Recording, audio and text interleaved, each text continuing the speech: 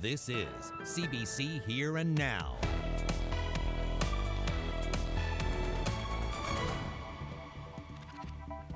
Well, it's our annual Feed NL show, but very different because of COVID-19. I'm here at the warehouse for the Community Food Sharing Association. Stay tuned, going to be asking you for your help tonight. But first, here's Karen with today's top news stories. Thanks, Anthony. And before we hear more about the fundraising efforts, let's get to some news of the day. We begin in Harbour Breton. That's where a major COVID-19 testing effort is underway today. It's the first of its kind in this province. Officials are trying to trace the source of 3 cases in that town. Garrett Berry is there. We went up and just showed our EMCP card, and within like five seconds, it was all done. As easy as that. No, it wasn't hard, and it wasn't not what you call uncomfortable. It could have been worse, but no, it was good. As part of a mass testing drive, she made the call. You want to be safe for everyone, so I figure we do our part, and we would go and get tested. A test yesterday and a negative result today. She went for her community and her family. We've been dealing with this now for 3 weeks with my own family members. It's nothing to joke around. It's not no joke. And when you're talking about seniors, those seniors can't fight the virus like someone in their 20s or 30s or 40s. They can't do it, and those children can't fight it like the younger ones can. That's the example that this town is hoping for. So far, so good. After speaking to some people today, like they're getting appointments on Sunday. So today is Friday. So that's a good sign. That means that we're getting a lot of people out to get tested. A wide-ranging testing operation is now underway. Everybody in this community is asked to call 811, even if they don't have any symptoms. It's the largest net the province has ever cast in an effort to catch COVID-19 cases. And that really stems from some of the results of the investigation, in the sense that we are concerned that there may be someone with minimal symptoms out there who would link the chain together, because at the moment we don't have those links. The program here includes rapid tests for the first time in this province. So that means you've essentially saved pretty well 18 hours, because by the time you package up the transportation and the preparation at Public Health Lab, and it's a 4-hour run, and then you've got to go the calls back, we've saved a significant period of time. So it's that containment piece. The sooner you identify people who are positive in this situation and tell them to isolate, then the sooner you start to contain any potential outbreak. The mayor knows it's not always easy to get into this lineup, but she says it's worth it. I'll be honest, I was nervous about going, but you know, when you were done and when you walked away or drove away, it was like I did my part. Garrett Berry, CBC News, Harbour Breton. Well, there is one new case of COVID-19 in the province today, and it isn't in Harbour Breton. A woman on the West Coast has tested positive. The source of that infection is under investigation, but we know the woman is a staff member at a school, so children at that school will need to be tested. Dr. Janice Fitzgerald says she doesn't know which school it is, but because the staff member was in that building more than 14 days ago, they're not closing it down. It's been more than 14 days, so we're outside of that infectious period and outside of that quarantine period. So we're sort of looking at things a little more closely. This is a little bit different than your typical situation that you would have to deal with. Well, a Santa Claus parade and a protest could end up colliding tomorrow in Brook. Protesters are upset over plans to repurpose the city's recreation space, the Annex, into a new space for the School of Nursing. Here now's Colleen Connors explains. Signs of this year's parade can already be seen on West Street. The street will close to pedestrians tomorrow evening, and people are encouraged to drive down the city centre to view the lights and displays for the reverse Santa Claus parade. I'm super excited, as you can tell. So they're in store for lights, and more lights. So we've put a lot of effort into this, and we've tried to make sure that we stay within COVID restrictions, COVID guidelines, to make sure that the community is kept safe. So we want everyone obviously to come down and participate, be patient, be courteous of others, and let's just have a great show. But while city staff are setting up, a large group plan on marching and protesting the possible loss of the city's annex. We have no intentions of disrupting the setup for the Santa Claus parade. That's not our intention. And we're asking people not to gather. I'm completely fine with people protesting. I would suggest alternate routes, but I'd also suggest reaching out and let's have a conversation. Drover says participants will walk to City Hall and focus on a separate entrance than the parade setup. She says no one is gathering, just lining up with signs to protest the possible loss of the recreation space. Well, I really feel that, if we did potentially lose the annex, Corner Brook is left with no large venue for various different events. With plans to start construction of a new community rec center on Grenfell campus this spring, the city decided to start looking for new uses for the Civic Center annex. It's a large room used for sports, galas, and conventions. Western Health may turn the space into the new nursing school. When the old hospital closes, the 250 students will need a new space. Being so close to the university, the annex is a perfect fit for them. They recommended a $4 million 20-year deal to the Department of Health. We think it's unfortunate that it's come to this. We are in a preliminary stage of discussion and exploration of what the options are for the nursing school. Somewhere along the line, this has got out into the community prematurely, before we have anything that's solid, that people can kind of grab hold of. So while we're in the exploratory stage, people have made conclusions. And that's unfortunate, but that's not, I guess, unusual. We understand their concerns. We hope that the city can address all of their concerns. The mayor says he's willing to talk with protesters tomorrow and find a solution for gym space in the city. They plan on marching towards City Hall at noon, just hours before the start of the drive-through Santa Claus parade on West Street. Colleen Connors, CBC News, Corner Brook.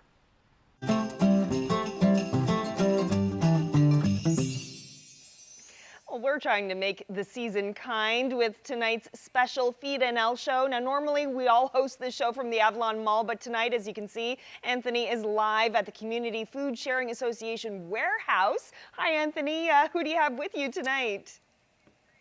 Yeah, Carolyn, it's kind of empty, completely different because of the crazy year that we've had in 2020. And Jody Williams joins me. He's a manager with Bridges to Hope. So, Jody, what's it like running a food bank during a global pandemic? Well, it's completely changed the way we do everything, from registration to distribution to the way we collect food. Even fundraising is done completely online now. So it's been a dramatic change. I guess you can't really go to the normal events that you might go to as well, right? Yeah, so normally we would hold a lot of food drives, a lot of events. So it's been mostly online, and our model has changed. We're just buying way more food. We used to get, most of our food was donated, about 90% of our food. Right. And we've now purchasing 90% of our food. Yeah, and our show has changed, so make sure to pay attention because we're going to tell you how you can actually donate. Have you seen a change in the clientele, Jody? Yeah, absolutely. I think I call them the underemployed. I've seen a lot of young people. I know some people that worked in the food industry, for instance, when they only called back 50% of their workforce, a lot of people that assumed they were going back to work didn't get the call back. So I know of a few single moms specifically, say, who that happened to, right? And now they're on EI and struggling, and they kind of were never someone who was in that situation. Right. So when you're looking at the lineup, you're actually seeing younger faces. I saw a lot of young people today, and I was out talking to one of them because I was kind of curious, and she was an international student, and they actually pay more for tuition. She couldn't go back home right now. It's costing her a lot of money to live here, and she said it was her second time coming to the food bank. Just one last question for you. How does the Community Food Sharing Association, how's that helped you? Oh, immensely. We come here every Tuesday. We rent a van and we show up, and they fill our van up with food. And also, They also supply us with a database system, so all of the food banks also call in. When a client shows up to the food bank, we all call in here as a central database. Okay, we're going to be speaking again later in the show. Appreciate you being here. It's important to point out the Community Food Sharing Association operates more than 50 food banks across the province, from here in St. John's all the way to the north in Nain, where they opened up a food bank in 2018. Hi, I'm Brenda Jarcy, and I'm the chair of the Dachwa-Hautik Food Bank in Nain. And I'm Patricia Johnson-Castle, and I'm the secretary for the food bank. Nain and Nunatsiavut in general, but Nain in particular, as well as Hopedale, both struggle with food security. In Nain and Hopedale, upwards of 70% of people are moderately or extremely food insecure. In large part, it's also about like the impact of colonialism in Nunatsiavut, because historically, like, Inuit lived in a number of places across the coast that have now been resettled, and people were able to go off. But now, like, a lot of the hunting economy is also dependent on money. Like, you need to buy a skidoo, you need to have gas for your skidoo, you need to buy a gun, you need to have bullets for your gun, and then you also need to have the time to go off, right? And Nunatsiavut government is definitely working on improving the food security of Inuit in Nunatsiavut more generally, but it's still important for people to get fed. And so we're super happy to be able to help fill that need. Our shelves are stocked from the floor to the ceiling, like literally. This is the fullest it's been since we've started. The Community Food Sharing Association, Egg and Tina, they've been so helpful. If it wasn't for them, I don't even know if we would have been where we are today, really. And I know that the first year we basically ran just on their donation, so that was really good. Like, look, it's this shelf here, and then the shelf behind is all of our food too. So it's a lot of food. During COVID, our numbers probably tripled, and now they're still pretty high. Like the last food bank, the last time we were open, I'm pretty sure we had 60 people. Around 60 families that came to get a bag of food. This is our little sign. Food is ridiculously expensive here. There's also been like changes in service delivery for Labrador in the last few years that made it more difficult. So when the provincial government cut the boat from Lewisport to Goose Bay, that adds a lot to our transportation costs. Even through all those changes, the Community Food Sharing Association, like, they didn't even flinch. They just, we were worried in the beginning that they might not be able to support us just because the cost of shipping has increased tremendously, but they still sent it anyway, and we still received their food. So, and this year we actually even received more than we have in previous years, and so they're really kind of coming over and above for us, which is really incredible. It's really heartening to see, that given the high degree of struggles that people in Nain face on multiple fronts, that there are people in other parts of the province who are here to help us overcome those. Well, here's how you can donate. Go to the website, cbc.ca/bekind. Scroll down and click the Newfoundland and Labrador link, and that opens this page with the big red donate banner. You click on that and fill out the form to make out your contribution, and all the money raised will go to the Community Food Sharing Association, helping the hungry here in our province. Very different Feed and L show this year because of COVID-19. Normally you'd see me and Carol and Ashley wrapping presents with a huge crowd and a choir. This year, the music is coming tonight from essential frontline workers during the pandemic, and we're going to start in Central. Hello, my name is Josh Floyd. I'm a paramedic here at James Payton Memorial Hospital here in Gander. And I've been working through the COVID all of this time and this pandemic, and this is my wife. My beautiful wife, Samantha Boyd. She's been working through the pandemic part-time at Farr's Foodland in Summerford as well. And we're just going to sing a song, "Oh Come All Ye Faithful."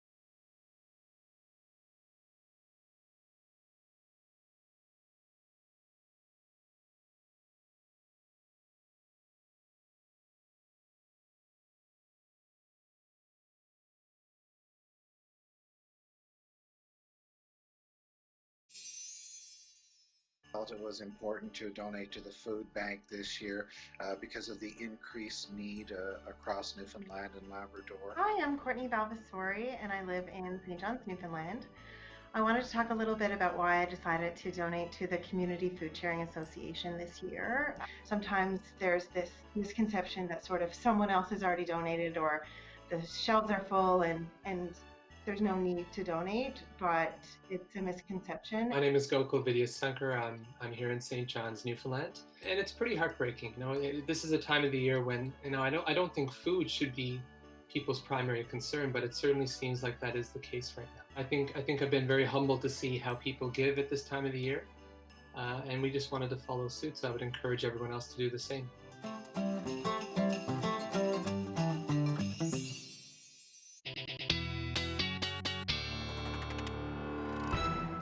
So great to see people donating. Oh, it really is. And as you heard Anthony explain earlier, you can also donate if you want to the Community Food Sharing Association. You can go online to cbc.ca/bekind. You just scroll down the page and click on the Newfoundland and Labrador link, and then that brings you to another page, and there's a big Donate Now banner. So you just click on that and fill out the information, and you can donate.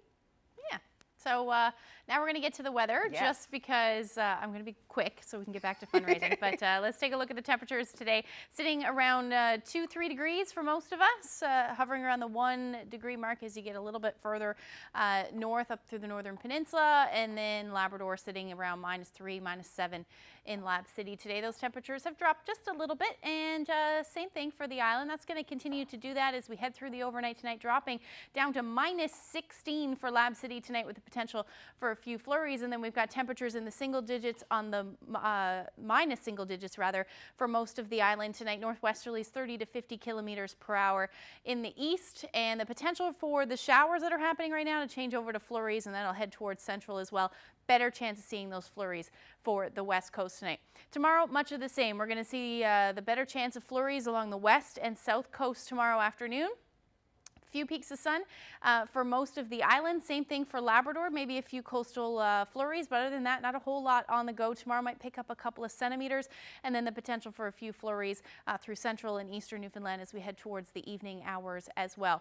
There's where we should be sitting temperature-wise, not moving much, 1, 2, 3 degrees through the day. The winds are going to stay breezy, though, then some colder air again for Labrador. Lab City down to -15 as your daytime high, and then we've got plenty of sunshine across the big land with temperatures in the minus single digits as well, with winds out of the west-northwest about 20 to 40 kilometers per hour. So there'll be a little bit of a wind chill tomorrow afternoon. So if you are heading out, make sure you bundle up. Certainly bundle up on Sunday. Temperatures dipping into -19 degrees for Lab City. We're looking at a similar temperature for Happy Valley, Goose Bay, and overnight lows will be cold as well. So wind chills will certainly be a factor. For Sunday, we are going to see a low skirt just south of the island. So there is, we're going to see some light snow develop along the southern portion of the island. Flurries as you head a little bit further north. The Avalon might see some light snow as well. It doesn't look like it's going to accumulate too much on Sunday, but as we head into Monday, another area will move in of snow will move in, and then we'll see things change over to some showers, and that's because we're going to see a little bit of warmer air push in. That'll set the stage for a warmer Tuesday as well, about 5 degrees with the potential for some showers moving in, and then back down below 0 as we head into Tuesday night and Wednesday with the potential for some flurries. Central Newfoundland, you'll see above 0 temperatures as well by Tuesday. Not the case for Western Newfoundland, however. Looks like we'll stay on the cold side of that with flurries, and then Wednesday we get into a snow squall setup, so that will be the story as we head into midweek next week. For Eastern Labrador, after we see these temperatures in the -20s through the weekend, we get back into some milder air, but again, that potential for some flurries, not the case for Lab West. You're looking at temperatures in the -20s again as we head into next week. Wanted to share this photo quickly. Merry and Bright, a contest. Again, remember, if you want to share some photos, go to the MUN page for that on Facebook. But if you want to share weather photos with me, send them to nlphotos@cbc.ca. Well, after the break, I'm going to introduce you to a food bank that actually started during COVID-19. But first, always good to hear from Holy Hearts Choir. Can't do it live this year, but here they are with their teacher. Hello, my name is Robert Coburn, and I'm a teacher here at Holy Heart High School, and these are my students, Nicole, Ava, Sophie, and Evan. Every year around this time, our choir heads to downtown St. John's, singing Christmas carols and collecting donation to go towards CBC Feed NL campaign and our school food drive. Unfortunately, this year, due to the pandemic, we were unable to hold our annual caroling event downtown, so we decided to take our caroling event online with virtual carolograms, and we will be making a donation to the CBC Feed NL campaign early next week. We thought we'd come along tonight to share a Christmas carol with you and hopefully inspire you to make a donation towards eliminating food insecurity in Newfoundland and Labrador. Remember to spread kindness this holiday season. Take it away. Joy to the world, the Lord has come. Let earth receive her King. Let every heart prepare in room, and heaven and nature sing, and heaven and nature sing, and heaven and nature sing. Joy to the world, the Savior reigns. Let men their songs implore, while fields and floods, rocks, hills and plains repeat the sounding joy, the sounding joy, repeat the sounding joy. No more let sin and sorrow grow.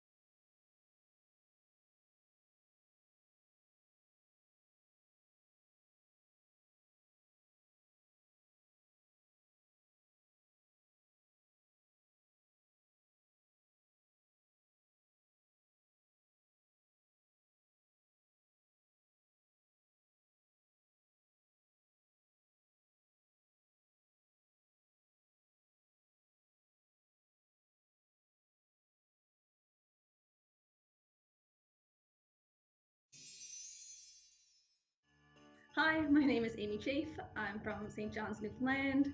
I started a truffle making campaign, I suppose you'd call it, 7 years ago. And it's kind of a one-person assembly line that I've got going that goes all through end of October, November into December, making truffles. And when I started doing research, I realized that most people don't realize that if you give monetary donations to the food bank, they can actually do a lot more with it. I mean, I can usually raise, now it's almost $2,000 every year, so it's substantial donation. I mean, it's kind of like the icing on the cake for my Christmas every year now.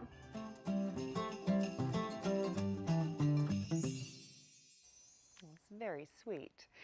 Well, while COVID-19 has hampered so many businesses and activities, one family in St. John's has seen the pandemic as a chance to help. They created a food bank in March. They started small, operating from their kitchen table, but now they've grown into a team of more than 100 volunteers. Dave actually came home one day from work and he had some excess food from the establishment he used to work at. It was Moxie's Bar and Grill. And we also realized that was a time when we could see some disarray in some of the groups where international students were or MUN students were in general. A lot of food banks closed down, and we saw a lot of our students. There were a bunch of student groups where students were posting that they needed food. The food banks were closed down, they didn't have the access. When me and Shorav, we first came here in St. John's 5 years back, we were food bank users too. We were new to international students in the province. We didn't have a lot of people we knew. We thought, you know what we can do with our resources gathered, now that we are in a place we can help back, we should really focus on providing any kind of support we can. Every 2 weeks, we have volunteers who come in, make the packages, and then we deliver the food hampers to the doorstep of those individuals using a contactless delivery method.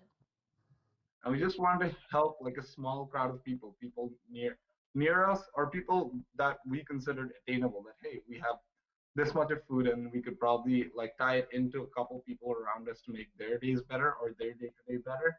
But yeah, it didn't really pan out that way. We really sent out that sign-up form and started what we now call Project Food for Thought, which is our mobile food bank. We provide like essential grocery kits to anyone in need. At the beginning, it was only for students, but when we launched the program, overnight we had above 350 signups. At our peak, we've seen 813 people and their dependents, so family bodies. And right now we have 642, out of which 400 have signed up for Christmas hampers. Initially, we were just thinking of international students, and we weren't very aware of the need in the community when we started. And it was through our first 3 weeks that we learned more, and it was a very learning experience. Because there's a stigma around food bank. People who are in need of financial help are the ones who use this food bank, but this is really not the case. It could be students, it could be seniors, it could be immunocompromised individuals, right? As a nonprofit, or as a nonprofit who's focused towards food insecurity, we want to break this stigma and as well as make sure that every household in Newfoundland meet their basic food need. So NLH started during the pandemic, and before they knew it, hundreds of people signed up looking for help. Jody Williams joins me once again. So Jody, what does it tell you to see that many people looking for help? What's the demand like? The demand has increased dramatically, and I do expect it to keep rising. Everyone's kind of expecting a second wave. And due to like a lot of places like restaurants and stuff with this 50% capacity, I am predicting a lot of businesses aren't going to haul through. More people getting laid off, more underemployed, and I expect the demand to go up quite dramatically over Christmas. All right, well, it's a fairly grim projection of the future. When it gets to the reality of helping people, it used to be people see the food behind us, they want to buy it and bring it to you. Yeah. You would rather have cash. Sure. Why I'll is tell that? you why. Right now, I think a lot of people, so food donations down here and everywhere else are down a lot. A lot of people don't want to be out shopping, and when they're out shopping, they certainly don't want to be in a store any longer than they need to be. So it's kind of safer right now to donate money to a food bank. And also, food banks like myself are buying wholesale. So I'm getting food for probably 30% less. So I can turn your $1 into 2 or 3 quite easily. Well, the miracle of the loaves with money. Yeah, All right. exactly. Yeah. Jody, thank you very much, and all the best this Christmas. Thank you for having me. All right, it's Jody Williams. Now, you can do your part, of course. Coming up a bit later, we're going to get the total from the Community Food Sharing Association as to how we're doing, but you can help out Jody and other food banks. Just check out our website, cbc.ca/bekind, and do your part. Hey, I'm Heather Patey. And I'm Chris Patey. And we're letter carriers in Corner Brook. Okay, just tab me with your elbow when it's time to start singing, and tab me when it's time to start singing slow. Yes. Jingle bells, jingle all the way. Oh, what fun it is to ride in a one-horse open sleigh. Hey, jingle bells, jingle all the way. Oh, what fun it is to ride in a one-horse open sleigh. Dashing through the snow in a one-horse open sleigh. Over the fields we go, laughing all the way. Bells on bobtails ring, making spirits bright. What fun it is to ride and sing a sleighing song tonight. Oh, jingle bells, jingle all the way. Oh, what fun it is to ride in a one-horse open sleigh. Hey, jingle bells, jingle all the way. Oh, what fun it is to ride in a one-horse open sleigh. Jingle bells, jingle all the way. Oh, what fun it is to ride in a one-horse open sleigh. Hey, jingle bells, jingle all the way. Oh, what fun it is to ride in a one-horse open sleigh.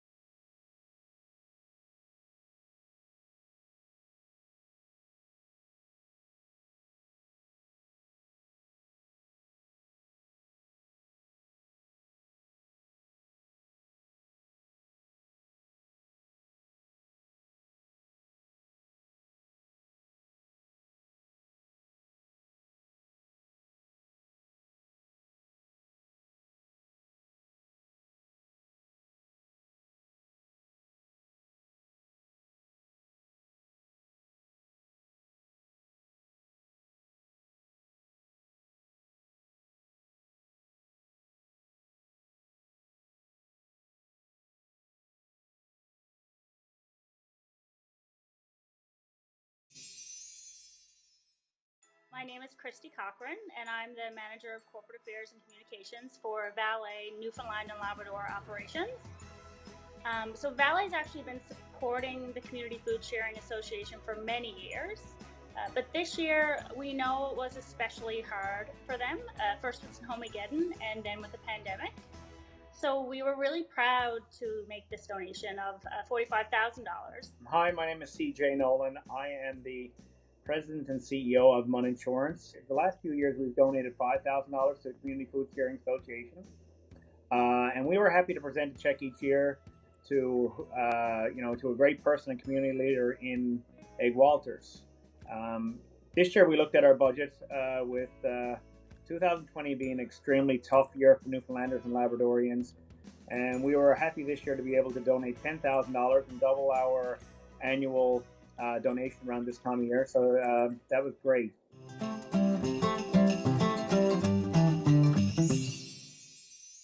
Well, Christmas Day is only 14 days away, and even though we're in a pandemic, Santa Claus is coming to town. He's been deemed an essential worker, so is allowed to fly by private sleigh to the province. And the man in red joins me right now, virtually from the North Pole. Santa, thanks so much for making time in your busy schedule to be with us. Oh, yes, only 14 more sleeps. Yes, some little ones out there may be a little bit worried that the pandemic will keep you from visiting this year. So, is it safe for you to deliver gifts this year? Yes, Santa has been very fortunate. And Santa would like all the boys and girls to know how proud Mrs. Claus and I are of. They've had a very difficult year. And Santa is very proud of all the children. Santa has his mask. He does, look. Here's Santa. But don't worry, boys and girls, Santa will be there. It's been a really strange year for everyone. Strange times, I'm sure, for you as well. What have you had to do differently this year to get all of the toys ready for Christmas? Well, we started earlier, and then we found a new place to store all the toys. So we can actually get around the whole world in 24 hours. And Mrs. Claus, Santa could do nothing without Mrs. Claus. So we are all ready. And what about your elves? I was kind of curious, are your elves physically distanced when they're making toys this year?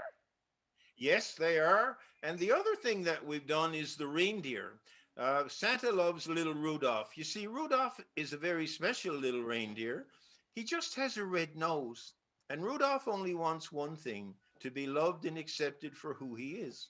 He's just a very special little reindeer. So each of the reindeer all have their own stalls. And yes, the elves are all distanced. And the downtown Christmas parade was canceled this year, so that must have been pretty disappointing for you. Yes, it was. And Santa was very disappointed for lots of reasons. First of all, he didn't get to see all the boys and girls. And then for years and years, Santa used to stand in the big sleigh and watch all of the wonderful amounts of food that came in. Tons and tons of food came in. So Santa salutes the team at the CBC at Here and Now. And please, let's fill up the food banks for Christmas. Well, Santa, safe travels on Christmas Eve. And please say hi to Mrs. Claus and Rudolph and all the reindeer and elves for us. We are all ready, little Carolyn and all the boys and girls in Newfoundland and the wonderful team at the CBC. 14 more sleeps. Wow. Merry Christmas. Ho, ho, ho. Bye, Santa. Merry Christmas. Ho, ho, ho. Well, coming up, you've heard his name throughout the show tonight. He has long been a force for food banks across the province. Egg Walters, the general manager of the Community Food Sharing Association, is here to tell us how much money has been raised to help feed families in this province. But first, a chat and a special performance from a band of fabulous first responders. Tell me about this band you've got here. Who's a part of it all? Well, for once, I'm Jason Wood, and this is Justin Chow, Matt Noseworthy, Barry Burke, and we started probably about 5 years ago playing, just hanging out and having a few tunes, and it just went from there, and we got really into it. There was lots of social events, and we said, well, it'd be nice to promote our job and do what we do. What type of music do you typically play? We do a lot of 80s rock and roll, and there's a little bit of 90s, early 2000s. We try to put in some Newfoundland music, country music, a little bit of everything. And how is it that you all get together and practice? Usually we try to find a day when either one of us are working. That can be tricky because we're all on different shifts. But, we try to make it work. And the thing about it, it's not a profession for us, so it's just having a bit of fun. So if we can't get together, that's okay too. But it is good to get together, but we don't put any pressure on each other. And of course, this isn't just the only charitable thing you guys do. What does St. John's Regional Fire typically do in a year to help out the community? All throughout the year we do really good things, and it's quite an accomplishment for the members because they have busy lives like everybody, but they always seem to step up to the plate when it's needed, and when the time is needed for it, makes you quite proud. This time of the year is our favorite time of the year.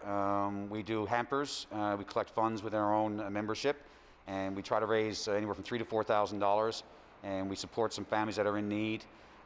We do whatever charitable donations we can through any organization, food banks such as this one. And now we have a rock and roll band, as you guys have all said, but not quite a typical rock and roll song. What are we going to hear here tonight? We're going to hear the Mummers song, actually, Newfoundland song by Bud Davidge. And we decided on it yesterday, and it took us probably about 24 hours to nail it down and perfect it, so you'll see a good job. And a big shout out to Bud Davidge for giving us special permission to play this song here tonight. Definitely. Thanks so much. Thanks.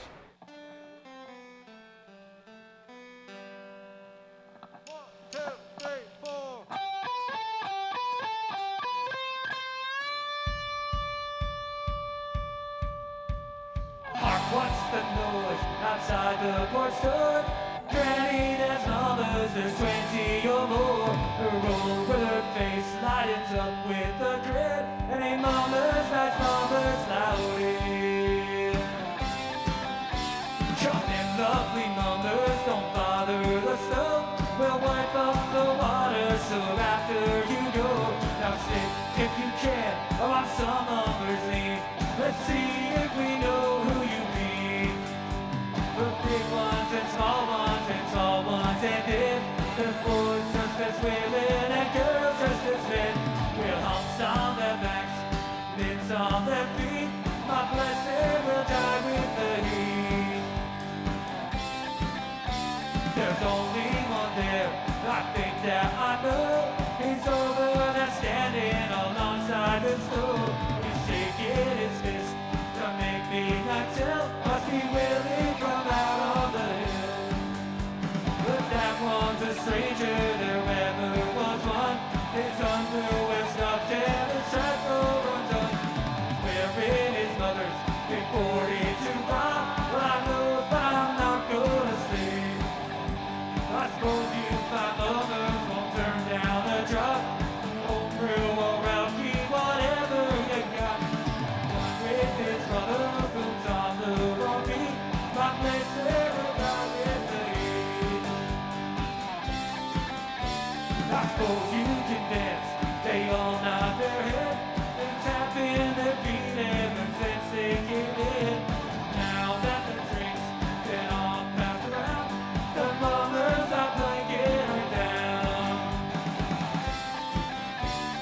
Go to the left, be careful the stuff. Don't swing Granny hard, yeah, you know that she's old.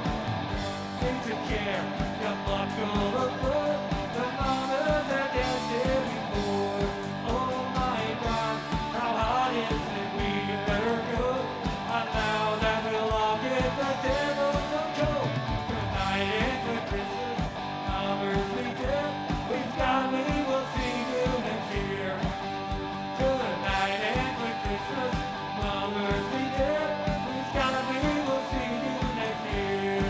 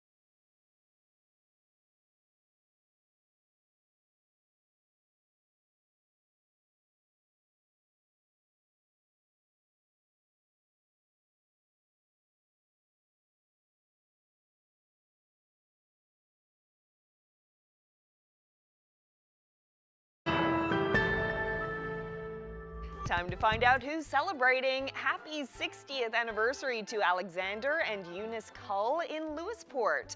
Happy 60th anniversary also to Margaret and Carmen Moland of Carmenville. Congratulations to Raymond and Eileen Blundell of Hickman's Harbour, Random Island. It's their 63rd anniversary. Happy 72nd wedding anniversary to Violet and Nathan Yetman of Bay Roberts. Anniversary greetings going out to Norman and Gloria Leto for their 56th anniversary. Happy 50th anniversary to John and Viney Burt from Grand Falls, Windsor.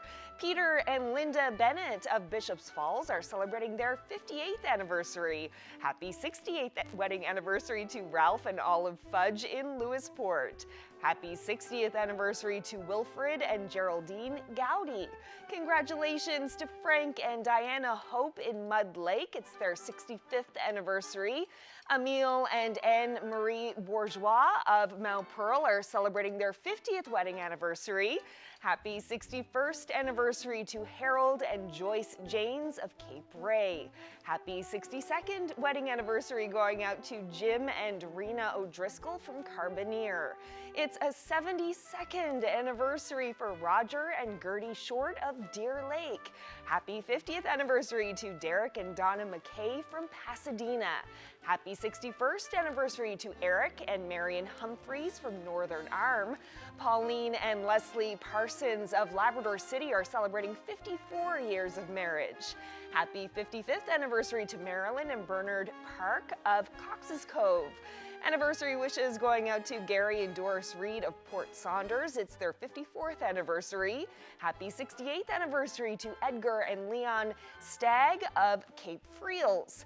Best wishes to Jim and Shirley Lambert of St. John's on their 50th wedding anniversary. Wishing a happy 50th wedding anniversary also to Basil and Mona Legg of Whiteway. Another golden anniversary to celebrate. Congratulations to Calvin and Edna Hoff of Lewisport. Happy 68th anniversary to Fred and Joan Sullivan from Pooch Cove, now living in South River. Cyril and Joy Pierce of Gander are celebrating 60 years of marriage. Congratulations. Happy 58th anniversary to Walter and Margaret Alcock of Leading Tickles. Now to some birthdays. Happy 93rd birthday to William Dwyer of Carbonear. It's a 94th birthday for Alma King of St. John's. Happy birthday to Hazel Foss of Embry, who's turning 93. Happy birthday to Sadie Chaffee of Gander, who's celebrating her 92nd birthday today. Wishing Beulah White a happy 93rd birthday today. Happy 91st birthday to Gertie Butler of Conception Bay South. Happy birthday to Elizabeth Dennis, who just turned 92. Wishing Ruby Hiscock a happy 102nd birthday. Ruby lives with her daughter Patsy in Mount Pearl. Happy birthday to Lillian Dalton of Little Catalina, who recently celebrated her 91st birthday. Happy birthday to Ignatia Madden of Grand Falls, Windsor, who's celebrating her 99th birthday. Happy 98th birthday to Mary Lockyer of Garden Cove, Placentia Bay. Birthday wishes going out to Shirley Patricia Lundrigan. She's turning 91. Happy 90th birthday to Violet Newhook of New Harbour. Wishing Frank Pinsent of Grand Falls, Windsor a happy 91st birthday. Happy birthday to Millicent Moss of Princeton, who celebrates her 102nd birthday on Sunday. And here's another triple-digit birthday. Melvie Hutchings of Spaniards Bay is turning 101. And happy 91st birthday to Alva Wolfrey of Corner Brook. Well, somebody we see every year at our Feed NL show. Egg Walters joins me now, the boss, so to speak, of the Community Food Sharing Association. Good to see you again.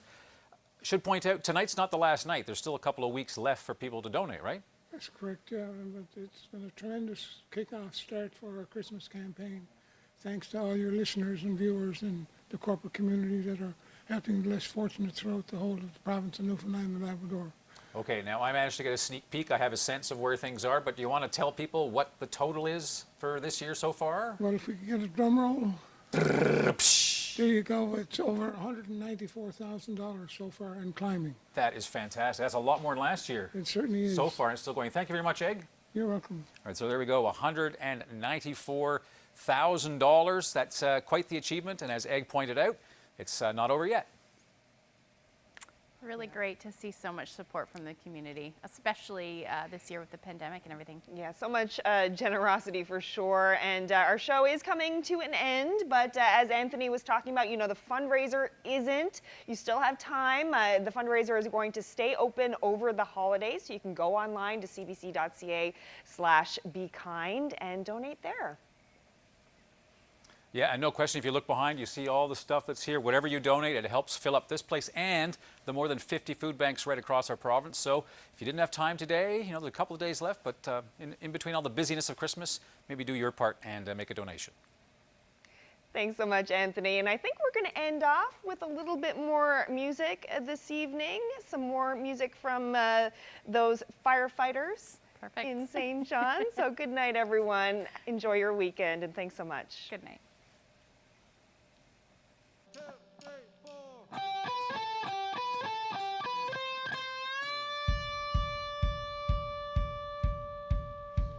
What's the noise outside the porch door? Granny, there's numbers, there's 20 or more. Her over face lightens up with a grin. And ain't mama's nice, mama's loudy. Come in, lovely numbers, don't bother the snow. We'll wipe up the water, so after you go, now sit if you can on some numbers lean. Let's see if we know who you be. The big ones and small ones and tall ones and thin. There's boys just as women and girls just as men. We'll humps on their backs, mitts on their feet. My blessed will die with the heat. There's only one there, I think that I know. He's over there standing alongside the stove.